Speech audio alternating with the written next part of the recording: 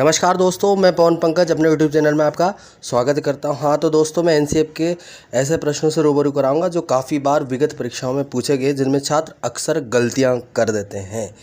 इसी के साथ मैं बिना समय गंवाते अपना सेशन आरंभ करता हूं। और दोस्तों, आप इस वीडियो को बिना स्किप करके देखिए, जिससे आप सभी प्रश्नों की शैली को समझ सको। आज बात करते हैं हम एनसीएफ 2005, जिसे हिंदी में कहा जाता है राष्ट्रीय पाठ्यचर्या रूपरेखा 2005। तो पहले क्वेश्चन की ओर अग्रसर होते हैं दोस्तों। पहला क्वेश्चन आता है कि पाठ्यचर्या में वे समस्त अनुभव निहित है जो विद्यालय द्वारा शिक्षा के उद्देश्यों की प्राप्ति के लिए उपयोग में लाए जाते हैं। ये कथन किसने कहा है दोस्तों? सेकंड ग्रेड 2017 का क्वेश्चन है दोस्तों। मुनरो ने, क्रो ने, टीपी नन ने या कैसवेल ने? तो दोस्तों इसका सही आंसर क्या होता है? ये कथन मुनरो ने कहा है। नेक्स्ट क्वेश्चन दोस्तों, निम्नलिखित में से सभी पाठ्यक्रम निर्माण के सिद्धांत सिवाय एक है जो निर्माण का सिद्धांत नहीं है। कौन सा है दोस्तों? अनुभवों की पूर्णता, लचीलापन, रूढ़िवादिता, सहसंबंध। तो दोस्तों कौन सा आता है जो इस संबंध में नहीं आता है? वो आता है रूढ़िवादिता, जो कि पाठ्यक्रम निर्माण के सिद्धांत में नहीं आता है। नेक्स्ट क्वेश्चन दोस्तों 3, निम्नलिखित में से कौन सी अभिशंसा राष्ट्रीय पाठ्यचर्या के रूपरेखा 2005 में नहीं की गई दोस्तों? नहीं की गई। पहला आता है पर्यावरण शिक्षा को स्कूल स्तर पर सम्मानित करना। दूसरा आता है मूल्यांकन प्रणाली में मूलभूत परिवर्तन करना। तीसरा आता है दोस्तों पाठ्यक्रम को पाठ्य पुस्तक के केंद्रित बनाना। चौथा आता है पाठ्यक्रम को समता व समावेशी शिक्षा आधारित बनाना। तो दोस्तों यहाँ पर सटीक आंसर होता है पहला, जो कि पर्यावरण शिक्षा को स्कूल स्तर पर सम्मानित करना। 2017 का क्वेश्चन है, सेकंड ग्रेड। नेक्स्ट क्वेश्चन दोस्तों, राष्ट्रीय पाठ्यचर्या रूपरेखा 2005 की अध्यक्षता किसने की थी? Professor Yashpal, doctor JS Rajput, Shrimati Pratibha Patil, Acharya Ramamurthy. तो दोस्तों इसका सही आंसर क्या होता है? सभी जानते हैं प्रोफेसर यशपाल ने की थी, जिन्होंने 21 राष्ट्रीय फोकस दल का निर्माण भी किया था। नेक्स्ट क्वेश्चन दोस्तों 5वां, समाजीकरण के संदर्भ में विद्यालयों के पास प्राय एक प्रच्छन्न पाठ्यचर्या विद्यमान रहती है, जिसमें निहित है पहला बलात्मक अधिगम, चिंतन व समकक्षी साथी एवं अध्यापक की अनुकृति द्वारा विशेष रूप से अपनाया जाने वाला व्यवहार। दूसरा दोस्तों अंत्यक्रिया व सामग्री द्वारा विद्यालयों में प्रस्तुत किए जाने वाले सामाजिक भूमिकाओं से संबंध अनौपचारिक संकेत। तीसरा परिवारों के माध्यम से विद्यार्थियों को समझौतापूर्ण व प्रतिरोधात्मक समाजीकरण। चौथा है मूल्यों व अभिवृत्तियों का शिक्षण एवं आकलन। तो दोस्तों यहाँ पर सटीक आंसर क्या होता है? यहाँ पर सटीक आंसर होता है दोस्तों ऑप्शन नंबर 2, कि अंत्यक्रिया व सामग्री द्वारा विद्यालयों में प्रस्तुत किए जाने वाले सामाजिक भूमिकाओं से संबंध अनौपचारिक संकेत। नेक्स्ट क्वेश्चन दोस्तों, एनसीएफ 2005 के लक्ष्य कथन के अनुसार विद्यालय गणित उस स्थिति में नहीं होता है जहां बच्चे पहला गणित को अपने दैनिक जीवन के अनुभव के रूप में देखते हैं।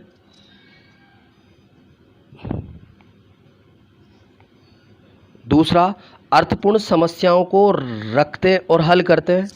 तीसरा सूत्रों और एल्गोरिदम को कंठस्थ करते हैं। चौथा गणित का आनंद उठाने के लिए सीखते हैं। तो दोस्तों कौन सा इस स्थिति में नहीं होता है? तो नहीं होता है, तो उसका आंसर दोस्तों सटीक वाला ये होता है कि गणित का आनंद उठाने के लिए सीखते हैं। बाकी सब सही है दोस्तों यहाँ पे। नेक्स्ट क्वेश्चन, एनसीएफ 2005 की संस्तुतियों के अनुसार कक्षा 1 एवं कक्षा 2 के विद्यार्थियों के लिए मूल्यांकन का तरीका होना चाहिए। कैसा होना चाहिए? लिखित परीक्षण के आधार पर, मौखिक परीक्षण के आधार पर, लिखित एवं मौखिक परीक्षण के आधार पर, प्रक्षेपण के आधार पर। तो दोस्तों यह सही आंसर जो होता हो तो प्रक्षेपण के आधार पर होना चाहिए। यूपी टेट 2013 का क्वेश्चन है, काफ़ी बार पूछा गया दोस्तों। ऑपरेशन ब्लैक बोर्ड परिणाम था, किसका परिणाम था?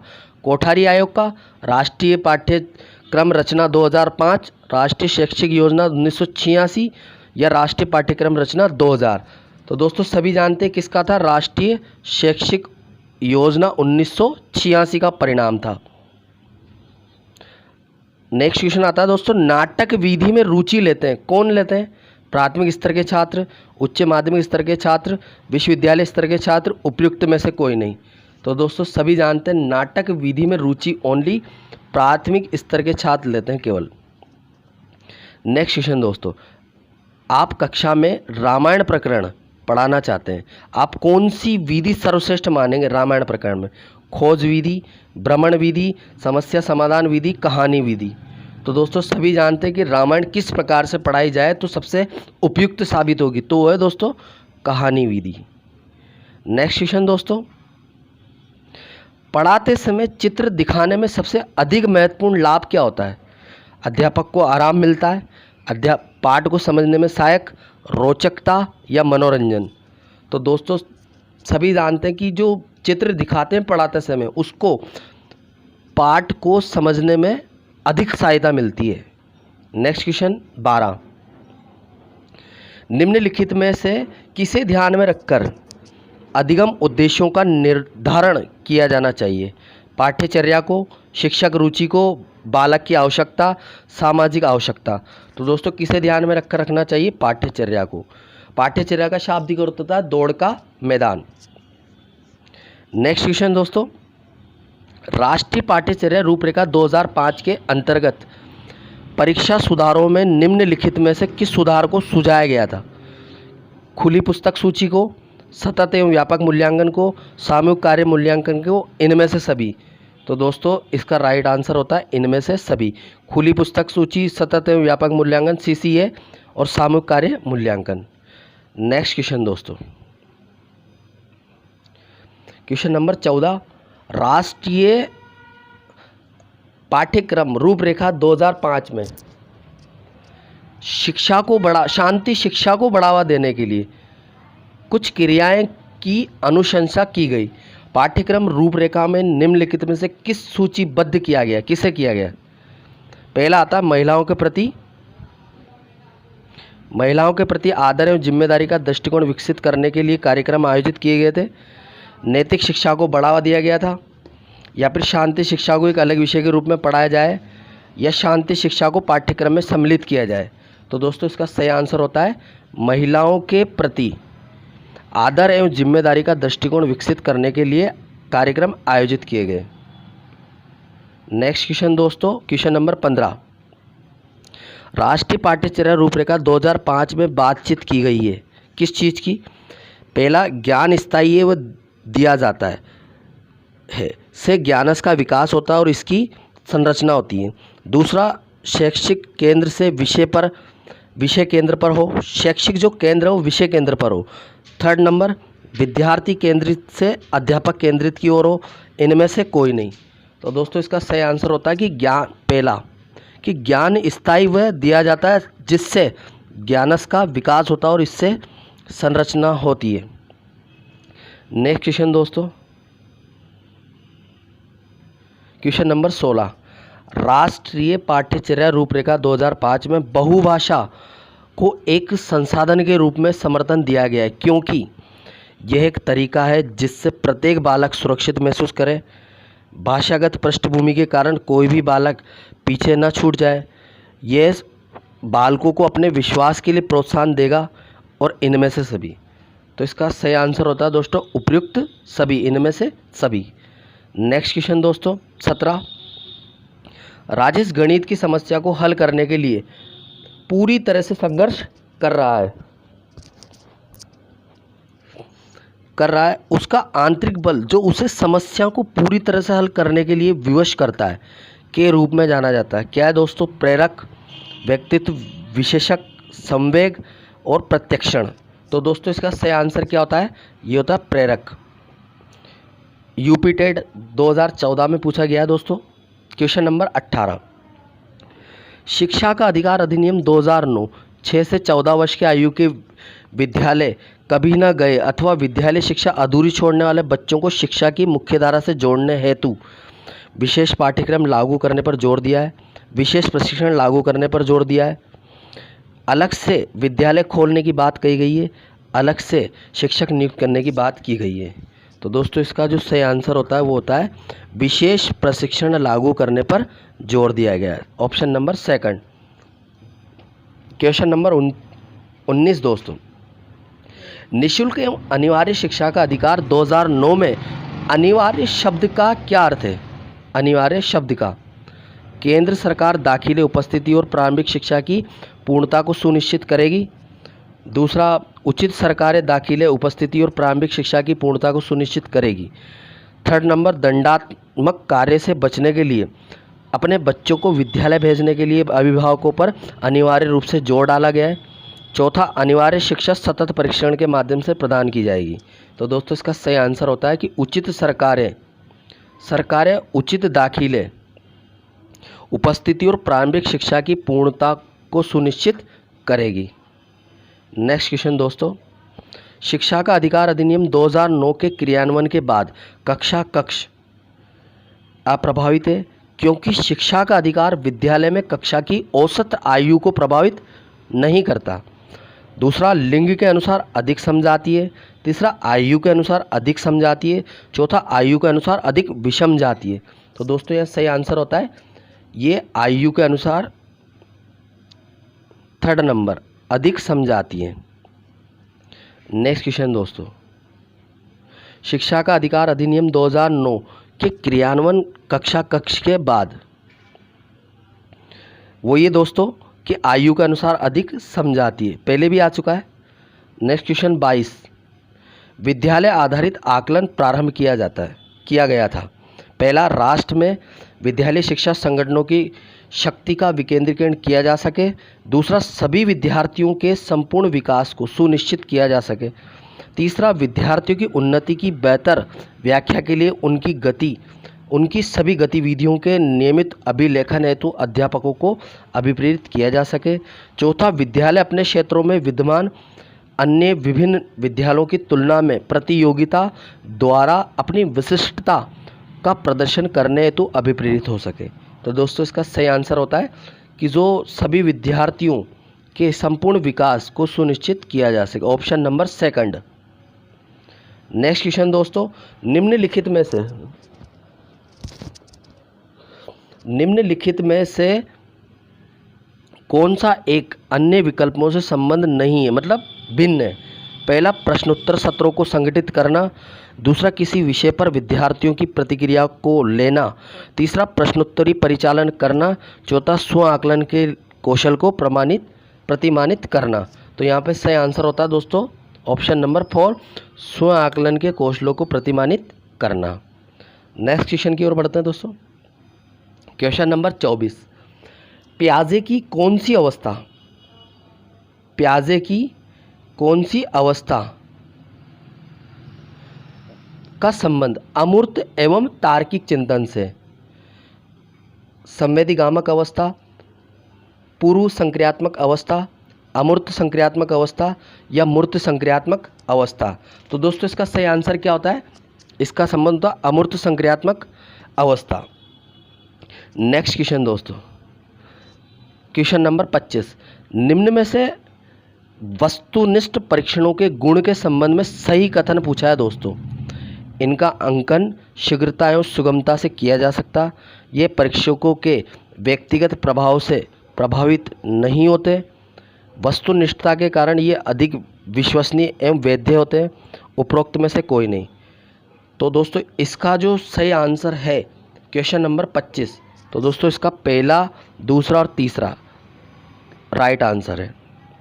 नेक्स्ट क्वेश्चन नंबर 26 दोस्तों, कि भारत के शैक्षिक इतिहास में किसने प्राथमिक शिक्षा का मौलिक अधिकार संबंधी बिल धारासभा या इंपीरियल काउंसिल में प्रस्तुत किया था? कपिल सिब्बल ने, जवाहरलाल नेहरू ने, गोपाल कृष्ण गोखले ने, अब्दुल कलाम आज़ाद ने? तो दोस्तों ये किसने किया था? ये किया था दोस्तों गोपाल कृष्ण गोखले ने। नेक्स्ट क्वेश्चन दोस्तों, प्याजे मुख्यतः किस क्षेत्र में योगदान के लिए जाने जाते हैं? भाषा विकास, ज्ञानात्मक विकास, नैतिक विकास, सामाजिक विकास? तो दोस्तों सभी जानते हैं ज्ञानात्मक विकास और बात करते हैं संज्ञानात्मक क्षेत्र। नेक्स्ट क्वेश्चन दोस्तों, क्वेश्चन नंबर 28, प्याजे की औपचारिक संक्रियात्मक अवस्था बालक की किस आयु अवधि तक मानी जाती? औपचारिक संक्रियात्मक अवस्था 0 से 2 वर्ष, 2 से 7 वर्ष, 7 से 11 वर्ष, 11 से 15 वर्ष। तो दोस्तों सभी जानते हैं ये 11 से 15 वर्ष मानी जाती सामान्यतः। नेक्स्ट क्वेश्चन दोस्तों, एनसीटी का पूर्ण रूप क्या होता है? National counselling for teacher education, national curriculum for technical education, national counselling for teacher education, national curriculum for teacher education. तो दोस्तों इसका सही आंसर होता है national counselling of teacher education, option number 3। Question number 30 दोस्तों, भारतीय संविधान के अनुच्छेद 41 व 46 किसके कल्याण से संबंधित है? पहले भी आ चुका है दोस्तों। आर्थिक रूप से पिछड़े विद्यार्थियों से, विकलांग विद्यार्थियों से, व्यक्तियों से, धार्मिक रूप से पिछड़े व्यक्तियों से, क्षेत्रीय रूप से पिछड़े व्यक्तियों से। तो किससे संबंधित होता? आर्थिक रूप से पिछड़े व्यक्तियों से। नेक्स्ट क्वेश्चन दोस्तों, क्वेश्चन नंबर 31 दोस्तों, भारत के संविधान में किसके लिए निःशुल्क अनिवार्य शिक्षा है? ऑप्शन सभी छात्रों के लिए, 14 वर्ष तक के सभी बच्चों के लिए, सभी छात्र और प्रौढ़ों के लिए, सभी नागरिकों के लिए। तो दोस्तों ये 14 वर्ष तक के सभी आयु के सभी छात्र बच्चों के लिए हैं दोस्तों। नेक्स्ट क्वेश्चन, इनमें से कौन सा अनुच्छेद यह कहता है कि धर्म और भाषा के आधार पर आधारित अल्पसंख्यक अपने अनुसार शिक्षा संस्थानों को स्थापित कर चला सकते हैं? अनुच्छेद 29(1), अनुच्छेद 29(2), अनुच्छेद 30(1), अनुच्छेद 30(2). तो दोस्तों इसका सही आंसर क्या होता है? अनुच्छेद 30(1). क्वेश्चन नंबर 33, प्याजे के संज्ञानात्मक विकास के चरणों के अनुसार इंद्रिय गामक या संवेदी प्रेरक अवस्था किसके साथ संबंधित है? सामाजिक मुद्दों से, सरोकार, अनुकरण, स्मृति और मानसिक निरूपण, तीसरा तार्किक रूप से समस्या समाधान की योग्यता, चौथा विकल्पों के निर्वचन और विश्लेषण करने की योग्यता। तो दोस्तों इसका सही आंसर होता है अनुकरण, स्मृति और मानसिक निरूपण, ऑप्शन 2। नेक्स्ट क्वेश्चन दोस्तों, बच्चों के बौद्धिक विकास के 4 सुस्पष्ट स्तरों को पहचाना गया है। कोलबर्ग द्वारा, एरिक्सन द्वारा, स्किनर द्वारा, प्याजे द्वारा। तो दोस्तों ये 4 स्तर प्याजे द्वारा पहचाने गए। नेक्स्ट, बच्चे के लिए निःशुल्क एवं अनिवार्य शिक्षा का अधिकार अधिनियम के लिए लागू है 6 से 14, 7 से 13, 5 से 11, 6 से 12। तो 6 से 14 वर्ष सामान्य विद्यार्थियों बोले तो 6 से 14 और दिव्यांग बोले तो 6 से 18 वर्ष दोस्तों।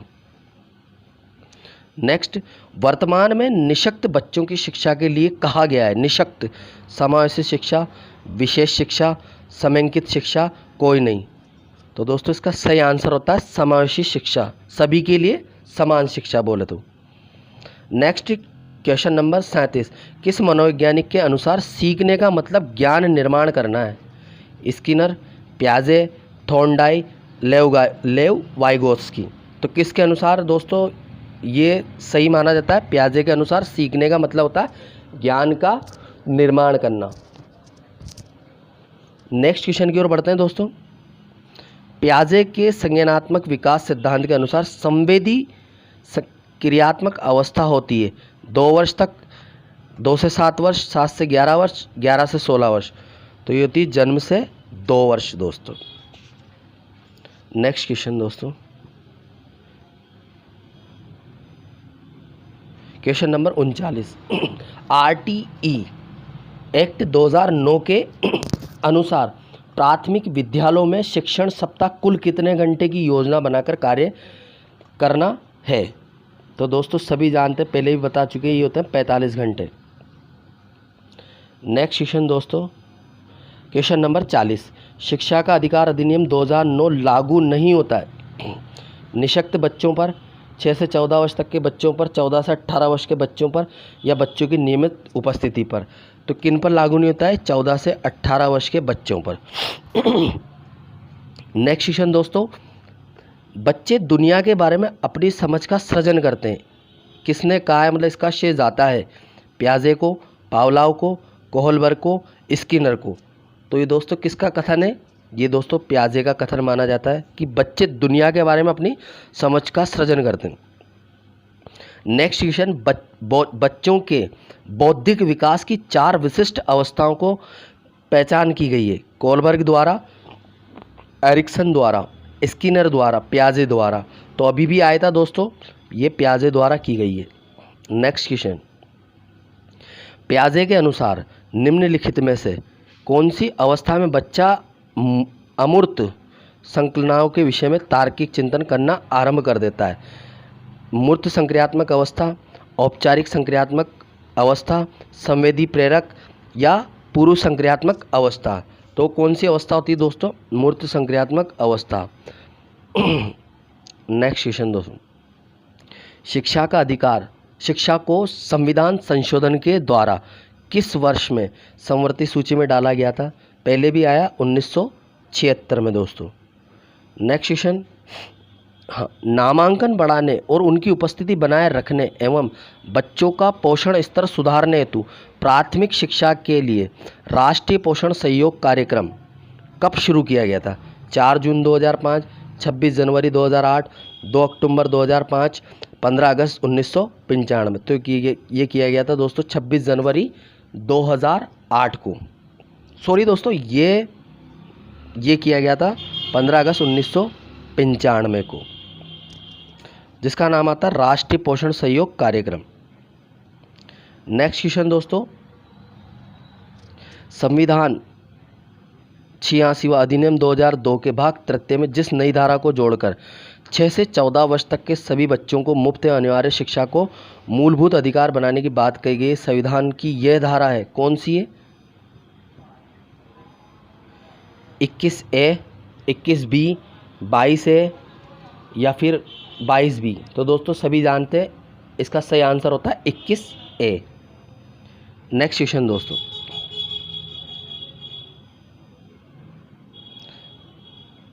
क्वेश्चन नंबर 47, मई 1998 में किसकी स्थापना की गई थी? जिला प्राथमिक शिक्षा कार्यक्रम, राष्ट्रीय अध्यापक परिषद, राष्ट्रीय बाल भवन, राष्ट्रीय साक्षरता मिशन। तो दोस्तों किसकी स्थापना की गई थी? राष्ट्रीय साक्षरता मिशन की। नेक्स्ट क्वेश्चन दोस्तों 48, शिक्षा का अधिकार अधिनियम 2009 में एक अध्यापक के लिए न्यूनतम कार्य प्रति सप्ताह कितने निर्धारित किए गए? प्रति सप्ताह सब पहले भी आया हुआ 45 घंटे। नेक्स्ट क्वेश्चन दोस्तों, शिक्षा का अधिकार अधिनियम 2009 एक अध्यापक को निम्नलिखित में से दायित्व पूरा करना होता है? विद्यालय में नियमित रूप से उपस्थित होना होगा, पाठ्यक्रम का संचालन कर पूरा करना होगा, संपूर्ण पाठ्यक्रम को निर्धारित समय पर पूरा करना होगा, और उपयुक्त सभी। तो दोस्तों इसका सही आंसर क्या होता है? ये सभी काम करने होते हैं एक शिक्षक को। नेक्स्ट 50 क्वेश्चन नंबर, शिक्षा का अधिकार 2009 में निर्दिष्ट किया गया है कि कक्षा 1 से 5 तक यदि प्रवेश दिए गए विद्यार्थियों की संख्या 200 से अधिक है तो वहाँ विद्यार्थी अध्यापक आवश्यक अनुपात होता है 1:40:1। जहाँ 40 विद्यार्थी होंगे वहाँ 1 शिक्षक होगा। नेक्स्ट क्वेश्चन दोस्तों, शिक्षा का अधिकार भारतीय संविधान की में किस मूल अधिकार में शामिल है? संस्कृति एवं शिक्षा संबंधी अधिकार, धार्मिक स्वतंत्रता का अधिकार, स्वतंत्रता का अधिकार, समता का अधिकार। तो दोस्तों कल भी आया था, ये स्वतंत्रता का अधिकार है।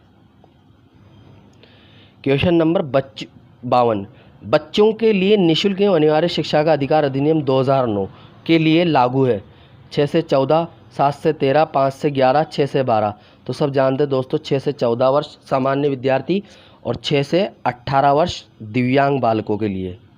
नेक्स्ट, भारतीय संविधान के अनुच्छेद 41 व 46 किसके कल्याण से संबंधित है? दोस्तों कई बार आ चुका है क्वेश्चन, तो इसका सही आंसर डायरेक्ट बता देते हैं, आर्थिक रूप से पिछड़े व्यक्तियों से। नेक्स्ट क्वेश्चन दोस्तों, भारत के संविधान में किसके लिए निःशुल्क अनिवार्य शिक्षा है? सभी छात्रों के लिए, 14 वर्ष तक के सभी बच्चों के लिए, सभी छात्रों, प्रौढ़ों के लिए, सभी नागरिकों के लिए। तो दोस्तों 14 वर्ष तक के सभी बच्चों के लिए शिक्षा दी गई है इसमें। नेक्स्ट होता है 55 क्वेश्चन नंबर, 6 से 14 वर्ष तक के सभी बच्चों को मुफ्त एवं अनिवार्य शिक्षा अधिनियम कब से लागू हुआ है?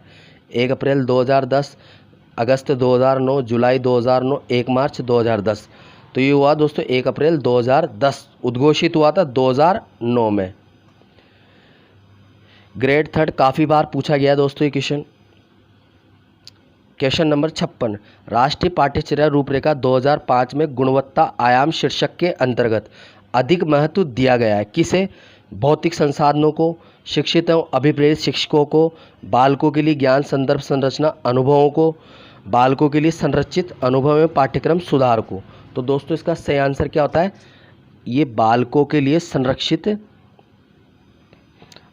अनुभव एवं पाठ्यक्रम सुधार को। नेक्स्ट क्वेश्चन नंबर 57, राष्ट्रीय पाठ्यचर्या रूपरेखा 2005 में निम्नलिखित में से किस परीक्षा संबंधी सुधार को सुझाया गया है? क्या हो सकता है दोस्तों? कक्षा 10 की परीक्षा ऐच्छिक हो। दूसरा, विद्यालय शिक्षा को विभिन्न अवस्थाओं पर राज्य स्तरीय परीक्षा संचालन। तीसरा, प्रतियोगी प्रवेश परीक्षा को ऐच्छिक हो या उपयुक्त सभी। तो दोस्तों इसका सही आंसर होता है कि कक्षा 10 की जो परीक्षा है वो ऐच्छिक होना चाहिए, first number. Next question number 58, Smith ने शिक्षा की त्रिध्रुवीय प्रक्रिया में कार्यवाहक किसे माना है? अभिभावक को, शिक्षक को, शिक्षार्थी को, पाठ्यक्रम को। तो दोस्तों उसने शिक्षक को माना है, यहाँ कटा हुआ है दोस्तों, शिक्षक है यहाँ पे। नेक्स्ट क्वेश्चन दोस्तों 59, पाठ्यक्रम निम्नलिखित में से शिक्षण के कौन से चर में आता है? आश्रित चर में, मध्यस्थ चर में, स्वतंत्र चर में या सभी चर में? तो दोस्तों यहाँ पाठ्यक्रम पूछा है, तो पाठ्यक्रम आता है दोस्तों मध्यस्थ चर में। तो बात करता हूँ दोस्तों स्वतंत्र चर और आश्रित चर की। तो स्वतंत्र जो चर होता है वो होता है दोस्तों अध्यापक। वहीं जो आश्रित चर होता है वो होता है छात्र, और पाठ्यक्रम मध्यस्थ चर में आता है। स्मिथ ने त्रिध्रुवीय प्रक्रिया में कार्यवाहक माना है, अभी बताया गया दोस्तों किसे? शिक्षक को। नेक्स्ट क्वेश्चन दोस्तों, शिक्षण के आधार पर कितने चर होते हैं? सभी जानते हैं, छात्र, पाठ्यक्रम, शिक्षक, यानी 3 चर होते हैं दोस्तों। कितने होते हैं? 3 चर। नेक्स्ट क्वेश्चन दोस्तों, राष्ट्रीय पाठ्यचर्या रूपरेखा 2005 के आधारभूत सिद्धांतों में निम्नलिखित में से कौन सा भाग सम्मिलित नहीं है दोस्तों? अच्छी बाह्य परीक्षाओं का आयोजन करना। दूसरा, रटने को महत्व प्रदान न करना। तीसरा, पुस्तकों को इतर ज्ञान प्राप्त करना। चौथा, ज्ञात को वास्तविक जीवन से जोड़ना। तो दोस्तों इसका सही आंसर होता है रटने को महत्व प्रदान न करना। नेक्स्ट क्वेश्चन दोस्तों, शिक्षा के क्षेत्र में पाठ्यचर्या शब्दावली की ओर संकेत करता है। क्या करता है? पहला, मूल्यांकन प्रक्रिया में। दूसरा, कक्षा में प्रयुक्त की जाने वाली पाठ्य वस्तु। तीसरा, शिक्षण पद्धति एवं पढ़ाए जाने की विषय वस्तु। चौथा, विद्यालय का संपूर्ण कार्यक्रम जिसमें प्रतिदिन अनुभव प्राप्त करते हैं।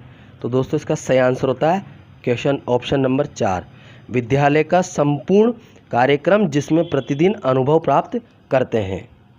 नेक्स्ट दोस्तों अब बताना चाहता हूं मैं आपको, हाँ दोस्तों, इसके बाद बात करते हैं जो सामान्य कई बार ऐसे प्रश्न भी देखने को मिलते हैं जो नॉर्मल क्वेश्चन होते हैं। तो हम बात करते हैं पहला क्वेश्चन कि एनसीएफ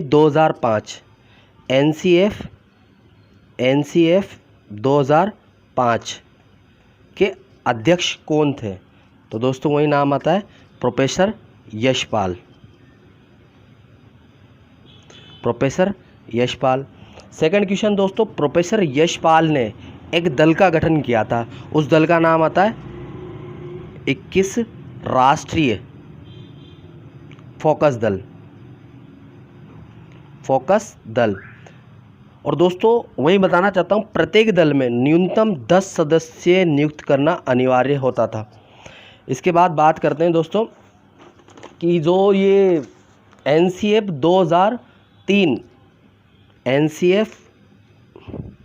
2003 कब बनकर तैयार हुआ था? तो ये हुआ था दोस्तों मई 2005 में। नेक्स्ट क्वेश्चन, NCF 2005 के भाषाई सलाहकार समिति के अध्यक्ष किसे नियुक्त किया गया था? तो दोस्तों नाम आता है नामवर सिंह को। नेक्स्ट क्वेश्चन दोस्तों, NCF 2005 कब लागू किया गया था? ये हुआ था दोस्तों 1 जुलाई 2005 को, 1 जुलाई 2005 को। अब बात करते हैं दोस्तों NCF 2005 की रूपरेखा किसने तैयार की थी, किसने निर्मित की थी? तो नाम आता है दोस्तों प्रोफेसर यशपाल द्वारा NCF 2005 की रूपरेखा निर्मित की गई थी। अब बात करते हैं दोस्तों NCF 2005 में कुल 5 अध्याय आते हैं NCF 2005 में। अब 5 अध्याय में दोस्तों मैं आपको संक्षिप्त रूप में बताना चाहता हूँ 5 अध्याय। बात करता हूँ पहले अध्याय की। पहले अध्याय में दोस्तों इसमें बताया गया कि स्वतंत्रता के बाद भारतीय पाठ्यचर्या में जितने भी परिवर्तन हुए, उन सभी को शामिल किया गया है। दूसरे अध्याय में दोस्तों NCF 2005 के उद्देश्य निश्चित किए गए दूसरे में। वहीं बात करता हूं दोस्तों तीसरा अध्याय जिसमें NCF 2005 के निर्देश दिए गए। बात करते हैं अध्याय चौथे की जिसमें नीति निर्देशक सिद्धांतों को प्रस्तुत किया गया है दोस्तों, नीति निर्देशक सिद्धांतों को। और बात करते हैं 5वें अध्याय की, तो इसमें भाषा संबंधी सुझाव दिए गए हैं। दोस्तों आज मैं यहीं पर विराम देता हूं अपनी वाणी को। नेक्स्ट आप मेरे पिछले RT 2009 बाकी बाल विकास पे मैंने 4 पार्ट में वीडियो बना रखे हैं, आप उन्हें भी ज़रूर देखें जिससे आप उनकी क्वेश्चन की प्रकृति और शैली को समझ सको, जिससे आप इस रीट 2020 में अच्छा प्रदर्शन कर सको। धन्यवाद दोस्तों यहाँ तक के लिए।